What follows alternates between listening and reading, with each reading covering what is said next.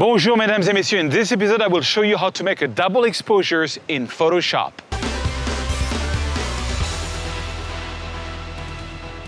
Bonjour mesdames et messieurs, my name is Serge Ramadi. I'm a French photographer living in Paris, France, a beautiful city really, and I make 2 tutorials per week. Click here if you want to get the raw file for this episode and all the past episodes, and click here if you want to subscribe to my YouTube channel. In last episode, I showed you how to make a high-key landscape black and white. This is the final result. You know, it's one of these photos where everything is very white and just got a bit of black. It's a very artistic thing. This week, I want to show you how to make a double exposure in Photoshop. A lot of cameras today can do it in camera where you take like one photo and another and they mix both. All my cameras, I cannot do that. I have the 5D Mark II, I have the 7D, I have the A7R, and none of these cameras have this function. So I just want to show you, if you're like me, how to do it in Photoshop. This is the final result. It's very artistic result, but I kind of like it. It's kind of cool effect. And also, if you're not very familiar with Photoshop, it's really gonna help you understand all the basics of layer and masking. All right, also at this end of this tutorial, you will see a presentation of Kelvin Spimon black and white gallery with Lightroom tutorials. It's really amazing stuff. I've got raving reviews on it. And you will see a full presentation. This guy is my Photoshop and Lightroom guru. He's the guy that got me into photography 10 years ago, and he's just an amazing teacher. So check it out, it's right after this video. And for now, here's a tutorial on double exposures. All right, guys, I want to show you a little trick today that I find it's really funny to do, and it's called double exposures. A lot of cameras these days, they have this option where you can take one photo and mix it with another photo. And there is like a bit of a lot of tutorials and photos I've seen up on the web where people mix both exposures. Now, I own the Canon 5D Mark II and the 7D and the Sony A7R, and none of these 3 cameras have this option. So I was just trying to figure out a very simple way to do it in Photoshop, and that's what I want to show you today. So I have 2 photos. This is a photo of Montmartre, a very beautiful area of Paris that I took. I gave it like a very old feeling to it. You can check some of my tutorials on how to create that effect. You know, I added the skies. I just made it very moody. It works well on black and white or very little color photo because what you're going for is a graphical composition. And graphical compositions can be destructive. You know, having too much attention scattered if there is too much colors in it. So that's why I choose that photo. Then I just went in my garden and took a photo of my assistant, Michael Goupil. And what I did is I laid down on the grass and took him up so that I would have the sky behind him. And I wanted actually to burn the sky behind him. Okay. So the first thing I'm going to do is, and this is also a good training if you want to get used to Photoshop and layers, you know. If you're an expert on layers, you're not going to learn much, but you know, it's just trying to be a bit, you know, artistic, let's say. So I'm going to take this photo and I'm going to drag and drop it on top of this one. I want to make sure that my photo is covering up his shoulders and everything. So I'm going to zoom out I'm pressing Z and then Alt to zoom out, and then Command T or Control T on your keyboard to have the free transform tool. The free transform tool is the most used tool in Photoshop, and that is you have it by pressing Command T or Control T. Then you hold down the Shift key because you don't want to change the aspect ratio, and you make sure that it covers the entire body. Okay, I'm going to make it a bit higher up because I think the part that's interesting is the way, you know, is the way there. Okay. Then I'm going to press enter. So I know that photo is fully covering Michael. I'm going to turn off the layer visibility for that layer, and I'm going to click on the basic layer of Michael. I'm going to zoom in a little bit, and then I'm going to take the quick select tool and make a quick selection of Michael. And it's going to be rather easy for Photoshop to do it because I took him against you know, the sky. So there was not much element there. So it's good. I mean, it doesn't have to be the sky. It can be a wall or anything. You know, you just need to have contrast between the background and the foreground. Okay, I'm going to refine edge that, and the only thing that I need to really refine is the hair selection. So by default, you've got this brush selected.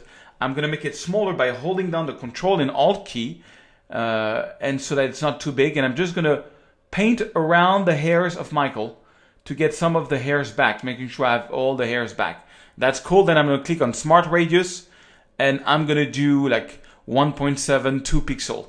That is usually what I do on my selection. That's it. And output to selection, that's totally fine with me. All I'm trying to do is get the outline of his body. I'm going to click on OK. So now I've got like marching ants all over Michael's body. Okay. And I'm now going to click that layer, which is visible, and you can see that the marching ant is still visible. And I'm just going to click here on the mask tool, and boom, check it out. And what it does, it makes the, we only see the photo and the shape of his body. Now I want to get the clouds out of there. So what I can do is click on the layer that's in between. And remember, Photoshop always reads the layers from the top down. So I'm going to click here, create a layer, and I'm going to go to Edit, Fill, and I'm going to fit it with white. And so we have a very graphical representation, and we just have the outline of his body with the hairs and that photo. And if you want to reposition the photo within the body, you can click on the photo. But you see now, if I take a move tool and I try to move, what's going to happen is everything is moving. Okay. So Command Z to undo that. If I want to move the photo inside of the mask, you got a little chain here. Let me show you. You see, you got a little chain here. I got to click here to take that chain off. Let me zoom back. And now, if I click here on the photo and I move it around, I'm moving it around inside that mask. Okay, so something like that can be cool. I just want to have these lines going. Oh, it's cutting here a little bit. So, all right, let's not make it cut there. Okay, I think I'd rather have it cut here. And, and you can cheat also. What I can do is go here, click here on the photo itself, take the stamp tool, and just stamp some texture here so that it, so that I extend the original photo. If you look at, if I turn my mask off, you can see I just, I added some texture there. If I turn my mask back on, and voila. So, it's just a simple thing, but it's a very hard, artistic way of presenting a portrait. And it's very easy to do, but I kind of really like it. I want to show you. So most people, what they do is they actually add a black and white adjustment, and they leave it black and white to make it even more graphical. But the original photo being so much black and white in itself, I don't know. Actually, black and white, I like it even more. So that is how you do like double exposures just using Photoshop and not in your camera. Now, if you have this option in camera, try this.